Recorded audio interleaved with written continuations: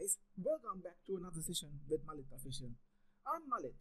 Today I'll be teaching you a method to block your Windows update or to activate if the service is not working.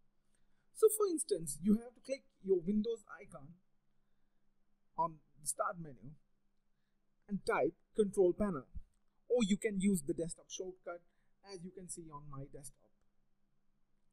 Then normally the control panel shows you a category method. You cannot see the functions properly on this, so select small icons. On that, select Administrative Tools and double click on Services.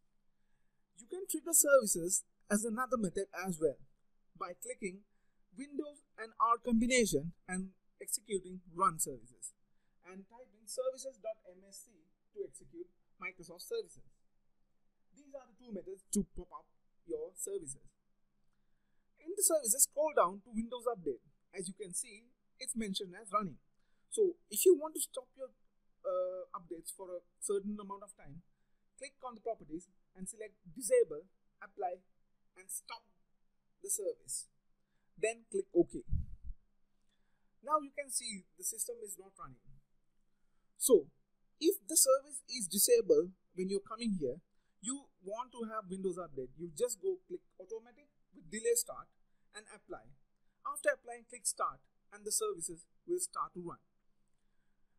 And click OK. So now the Windows Update service is running on your Windows PC. If you are a Windows 10 Pro user, you have to select Group Policy Objects to your Windows Update. You can go to Windows Policies by a certain method. You have to click Windows or Run and type MMC, which stands for Microsoft Management Console. In the Microsoft Management Console, click File, Add and Remove Snap-in, select Group Policy Objects and keep the default setting and click Finish and OK. In the local computer policies, you can see computer configurations and user configurations. In that computer configuration, select Administrative Templates and Windows Components. Scroll down and you can see Windows Update on the bottom. Click Windows Update and you can see Configure Automatic Updates.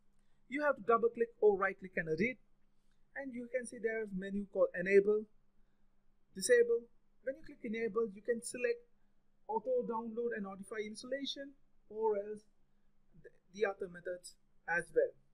So for instance, I'll be selecting Auto Download, Notify for me to download or install Windows Update, and I'll be saving this console savings as console 1. So now all my savings has been done over here. Thanks for watching this video. Don't forget to subscribe to my YouTube channel and hit the bell icon to get alerts for my future videos.